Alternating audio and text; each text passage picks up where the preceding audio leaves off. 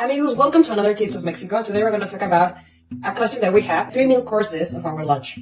Upper Spanish classes had this custom of having a 3-course meal, and there was a health reason for it. They started their meals with something lighter to prepare the stomach to start doing digestion. Because often the main course was something that was super heavy, super dense, like in carbs, in protein, and so on. So they needed something light to begin and start digestion. They implemented this first course. And fast forward a few centuries later, during the 19th century, when factories started setting like in the skirts of what used to be in Mexico City, people couldn't go back and forth between their homes and the factories just to go and grab a quick lunch.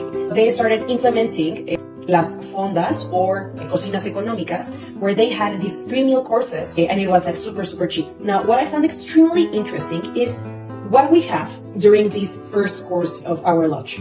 So during the first course, we normally have rice, arroz a la mexicana, that's super typical, or some type of soup. We call it sopa de pasta corta. That can be like fideos, moñitos, municiones, letras. We normally eat this type of pasta corta in the form of a soup. And what I find extremely interesting is that this is not something that was endemic or a recipe that was born here.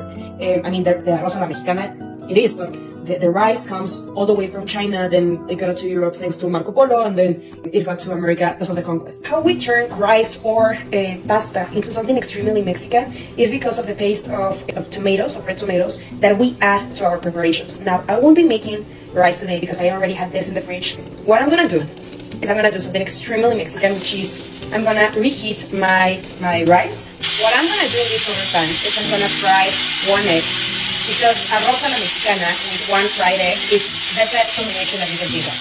Every household has a different way of eating their rice. I know people that put sour cream.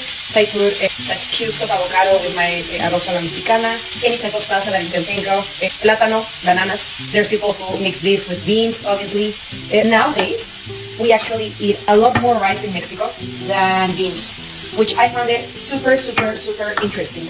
We eat approximately between 20 to 35 kilograms of rice per capita in Mexico. And we eat about 15 to 20 kilograms of beans in Mexico per capita. Preparing red rice, arroz a la mexicana, or preparing la sopa in this very Mexican way, it's not that hard.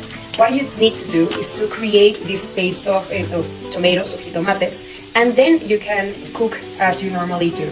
Both recipes, the recipes for a traditional sopita aguada and the recipes for red rice or arroz a la mexicana, are on the article, so you should check out the article. It's foolproof. If I can make it, you totally can. Because I was talking with you, I didn't realize, and my egg is more fried than I actually thought. Remember, this is the first course, a small plate.